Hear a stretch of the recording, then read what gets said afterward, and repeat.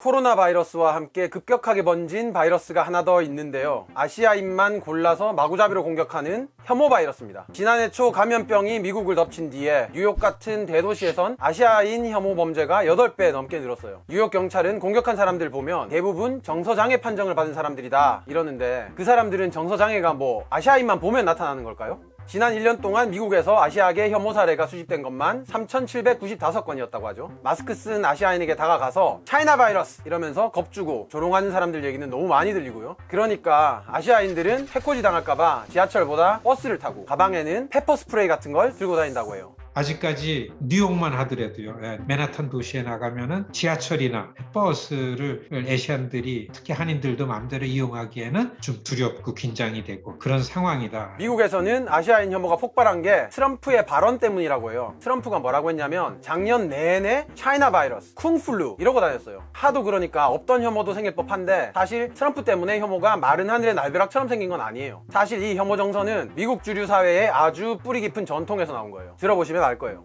그리고 한국에선 아시아인이 공격당하는 뉴스 댓글 보면 흑인 비난하는 얘기가 많이 나와요. 영상에 흑인이 가해자로 많이 나오니까 그러는 건데 뭐 이해는 하죠. 흑인들이 지들 목숨은 중요하다고 주장하면서 정작 아시아인은 깔보는 것처럼 보이기도 하고요. 사실 미국에서도 이런 유의 시각을 가진 사람이 꽤 있는데, 이거 역시 오래된 문화적 가스라이팅의 결과물이에요. 진짜로요. 트럼프 정부 들어와서부터 나타난 현상입니다. 트럼프 정부라는 거는 다시 말해서 백인 우월주의 정부다라고 해도 틀리지 않죠. 와이스트로부터 공격이 유색인종에게 엄청나게 많이 집중됐죠. KKK 이런 거요.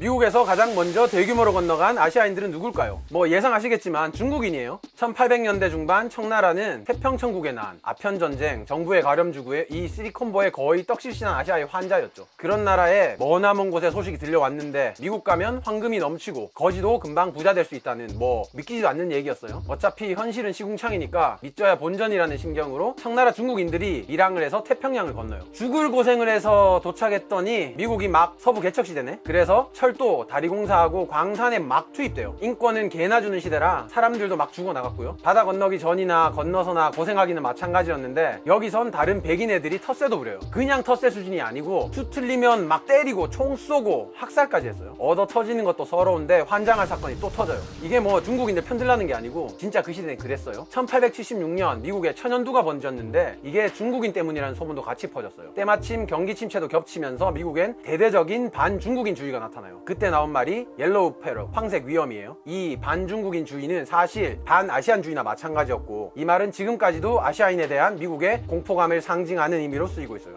당시 앵글로색슨계, 그러니까 영국계 백인이 지배하던 미국은 1882년 미국 역사상 가장 악질적인 이민법인 중국인 배척법을 만들어요. 당시 미국이 이민 막은 사람들을 보면 범죄자, 장애인, 성매매자, 질병 보유자 이런 사람들이었거든요. 미국 사람들이 중국인을 어떤 존재로 봤는지 아시겠죠? 이때부터 미국은 이민에 굉장히 민감하게 반응하기 시작했고, 1917년부터 아시아인들은 일본, 필리핀 정도 빼고는 아무도 미국에 발을도 못 붙여요. 아시아인에 대한 적대적 이민법은 1943년에 겨우 풀려요. 그러니까 그때까지 미국은 인종차별이 말 그대로 실제 법과 제도로 존재하는 국가였던 거죠. 뭐 옛날이니까 뭐 그럴 수도 있겠다 싶은데, 한번 생긴 제도는 그게 잘못된 것이든 옳은 것이든 쉽게 사라지지 않고 명맥이 남아서 사회에 흔적을 남겨요. 특히 증오는 전염이 더 쉽죠. 아시아인 핍박이 이것만은 아니었는데 2차 세계대전이 한창이던 1942년 미국 루즈벨트 대통령이 적국이던 독일계, 이탈리아계, 일본계 미국인을 강제 수용하라고 지시를 내려요. 이때 일본계 미국인 12만 명이 그대로 격리 수용소에 갇혀요. 독일계, 이탈리아계는 10,000명, 뭐 3,000명 뭐 이 정도 정치범에 가까운 사람만 보냈거든요. 그런데 일본인들은 마구잡이로 쳐넣은 거죠. 세월이 흘러서 미국도 일본에게 잘못한 게 있으니까 이런 사람들에게 보상을 해주긴 했어요. 그래도 아직 일본계 미국인은 이날 기억을 잊지 않고 기리고 있어요. 1950년대에도 미국 순혈주의는 굉장했어요. 국회의원이 동유럽, 남유럽계도 추방하고 앵글로색슨계 나라로 만들어야 된다, 이런 주장이 나온 때였어요. 그런데 1958년 존 F 케네디가 나와서 까무러칠 만한 주장을 해요. 당시 상원의원이었는데, 미국의 개척 정신은 경계를 허무는 진보 정신이다. 이민자를 받아들이는 것이 미국의 정신이다. 미국을 민족의 용광로로 만들자, 이런 말이었죠. 케네디가 대통령이 당선되고 그리고 또 암살당하면서 그의 유지를 받들어야 한다는 여론이 커졌어요. 이렇게 예측 불가능한 역사의 급물살을 타면서 1965년 드디어 이민법이 개정되는데, 이전에 비해서 거의 미국 국경을 활짝 사실상 열어 젖히는 수준이었어요. 그때 개방하면서 사실 미국인들은 설마 했어요. 뭐 이렇게 바꾼다고 아시아인들이 들어오겠어? 남미 애들이나 좀 오겠지 그랬는데, 지금 보시면 아시겠지만 온갖 나라에서 사람들이 몰려들어서 사실상 인종의 샐러드볼이라고 불리는 미국 사회를 지금 만든 거죠. 그때 미국에 정말 말 그대로 쏟아져 들어간 게 한국인들이었어요. 70년대 80년대 지나면서 한국인들은 미국에 1년에 몇만 명씩이나 건너갔어요. 당시 미국은 풍요롭고 자유롭다는 이미지가 선명해서 특히 한국 현실에 실망한 고학력자들이 아메리칸 드림을 꿈꾸며 바다를 건너요. 하지만 변방 아시아인이 아무리 고학력자라도 미국 주류 사회에 편입되는 건 사실상 불가능한 일이었어요. 인종차별과 언어 장벽을 극복할 수가 없었고, 한국인 대부분은 LA 한인타운으로 대표되는 미국 서부의 식료품점, 주류 판매점, 뷰티샵 이런 걸 열면서 미국 사회에 적응해요. 이런 상점들은 돈 받고 물건만 주면 되니까 그렇게 영어 많이 안 써도 되고, 거기에 현금 장사니까 돈이 풍족해지죠.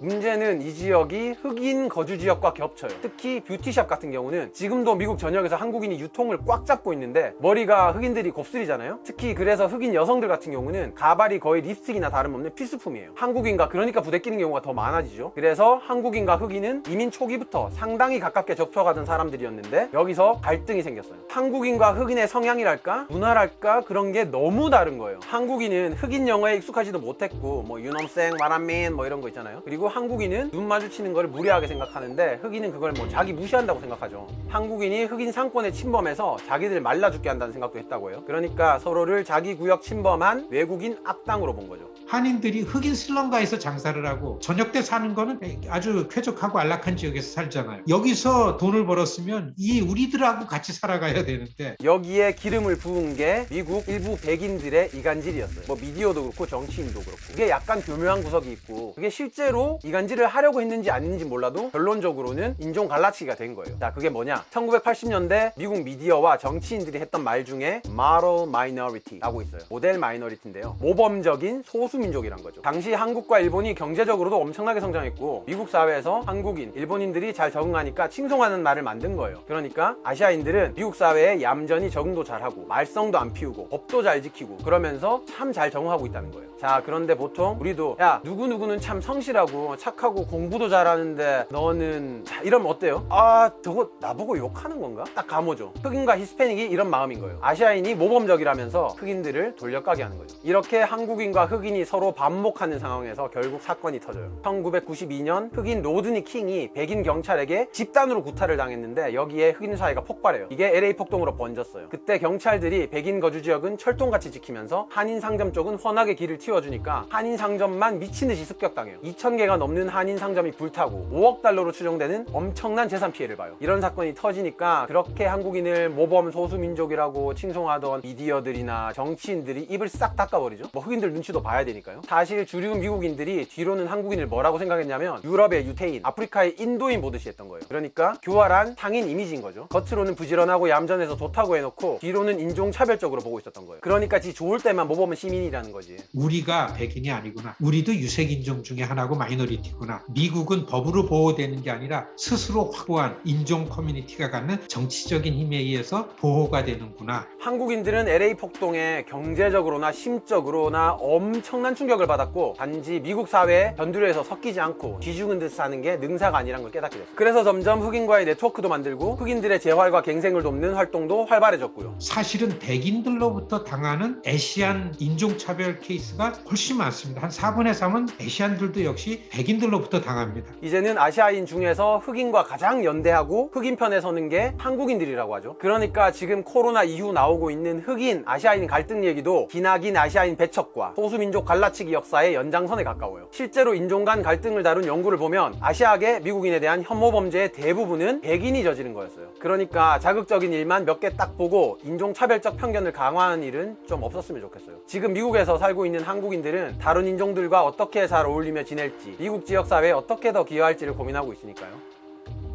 부탁입니다.